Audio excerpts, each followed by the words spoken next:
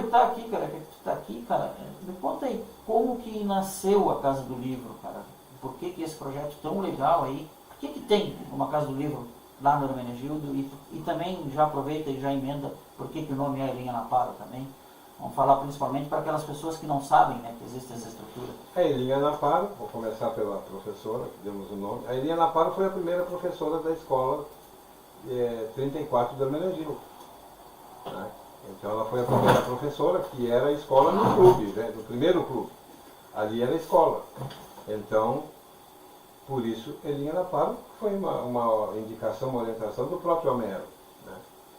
Nós criamos a Casa do Livro. Quando criamos a Casa do Livro, criamos em função de que a escola não tinha, como não tem até hoje, biblioteca, né? E as pessoas que residiam no Hermenegildo na época não tinham um lugar para leitura, para pesquisa, as crianças não tinham onde fazer uma leitura, onde pesquisar, né? E as pessoas que sempre gostaram de ler, né?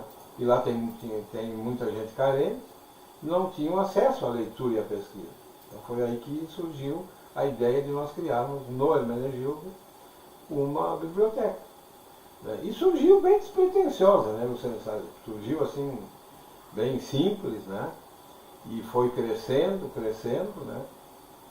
E hoje, a partir de fevereiro de 2009, porque nós inauguramos em 17 de janeiro de 2008, que nós abrimos as portas, né, da biblioteca. E nós fazíamos um bingo todo verão, no verão, o dinheiro arrecadado no bingo a gente já pagava todo ano de aluguel. Tá? E assim a gente foi indo até que o Homero conseguiu, sempre o Homero, conseguiu via prefeitura um convênio para nós sermos lá o posto dos Correios. Né? E aí nós conseguimos, aí entrou uma verba, que entrava na época R$ 1.200, né? Que junto com doações de pessoas, de simpatizantes do projeto, faziam e fazem até hoje, né? Com que a gente possa pagar o aluguel, a funcionária, os encargos sociais e água e luz.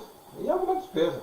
Tu vê, agora nas vendas de livro, quando a gente faz os projetos, as vendas do livro, o dinheiro entra para a Casa do Livro. Então isso nos ajuda muito. Né?